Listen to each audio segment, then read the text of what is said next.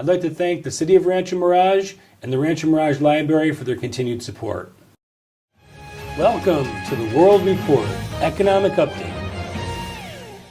Does an economic Cold War loom between the United States and China? First, Donald Trump blames the Fed for raising rates. Are they trying to do something to collude against him? You know, the Federal Reserve kept rates at zero basically during the entire Obama administration. Yes. And in my mind, it's just my opinion, I have a feeling that they did that to help him prop his crappy economy. I also feel that they may be doing this, raising rates too fast to try and hurt Trump's economy. Where am I wrong? No, I think you're right on the first point, but not necessarily on the second point. The first point was the only way we could get along is to lower our Fed funds rate to zero, and that made it more desirable for people to spend money and so on and so forth. Get houses, get cars, credit cards, charge things. Well, we go back to 2009 when he took over from George W. Bush, who was a nice guy, but he didn't know what he was doing. That's another story. But the point is, he was doing it deliberately to bring this country down, in my opinion. And the consequence was that the only way we could get out of it is, the Fed had to buy up a lot of loans and derivatives that had come out of the Fed fund situation, where anybody could buy a house and say they would pay it back, and a lot of these people didn't have the money. Yeah, and then they would lump 15 or 20 mortgages together and then sell them to make a profit, and then when they all went under, then you got stuck with bad paper. We had thousands and thousands of those situations developing. That's absolutely right, and I cannot argue with the fact that we had to bring the rates down in order to make it desirable. Now, okay, so why do you think that I'm not right about the Fed possibly colluding against Trump by raising rates too fast? Well, because we were starting from such a low point, and I would say that the Federal Reserve Board probably figured we got to speed it up a little bit. Now, in normal days, that wouldn't have been considered speeding up.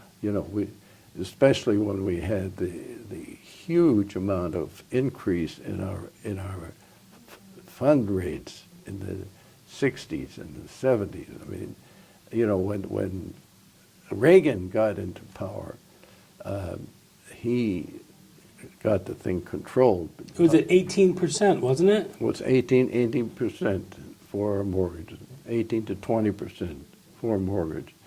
And he got that back down again. He brought in a good man, chairman of the Federal Reserve, but he really was the guy that called the shots on it. And that. So do you think that we need to raise rates to try and slow down the economy a little bit? No, you can't slow down the economy. We've got to keep speeding up the economy. We've got a long way to go before we're going. So then, what's the reasoning, or what's the positive upside to raising the rates this fast? The only thing is that it scares the stock market. Powell, the chairman, says the reason for it is what happened was they talked about maybe raising rates 3 times a year. Okay, why did suddenly the market take a swan dive at the end of September? Because the Fed got everybody confused, and they saw they were raising rates in September, so they figured instead of 3 this year, they're going to have 4 rates.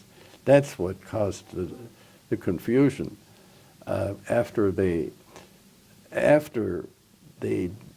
did what people thought they wouldn't happen, I don't think that in the long run, when you go down to 0, you got to go up a little bit, but you do it at a time when people are ready to accept it, and we weren't quite ready. We should have stayed with the low rates for a little longer, allowing our economy to come back to a reasonable level so we could start producing. The big thing that Trump is looking for is bringing the United States, but make America great again, MAGA.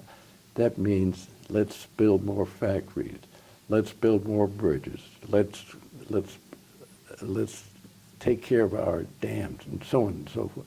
There's a lot of things we have to do, and let's get rid of some of the restrictions that came out of the Environmental Protection Agency, which was a total scam. Oh, he's done a lot of that. Are we looking at an economic Cold War with China, with these tariffs and whatnot? Because the tariffs are starting to affect the Chinese economy. I don't know if people realize that it goes yet. both ways. And, the Chinese are trying to do they don't have the leverage to do to us what we can do for them. It is starting a Cold War in a sense, yes. And China today, believe it or not, has the largest gross domestic product of any country in the world. Oh, I believe it. The first time this has happened since the end of the Second War that we are not number one, because China, first of all, has a people, 1.4 billion people. We have 330 million. That's still a pretty big number, but China and India are the two countries in the world today that are really growing fast, and their economies are coming along.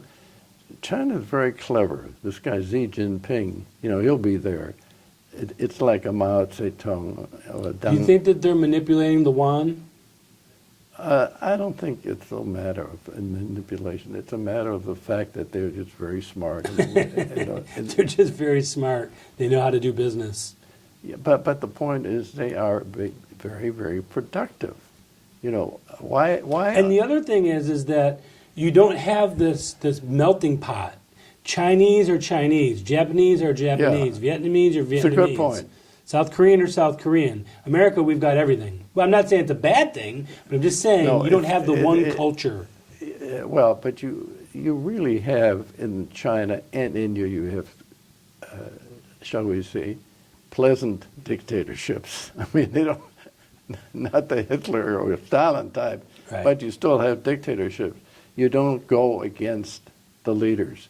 I'm glad you brought that up, because I think you look around the world today, the idea of letting the people run the country, forget it. That's gone. A country is great only if they have a great leadership. Why do you think France was falling apart into anarchy, and they got this guy Macron? I think he's not the greatest guy, but they got a leader.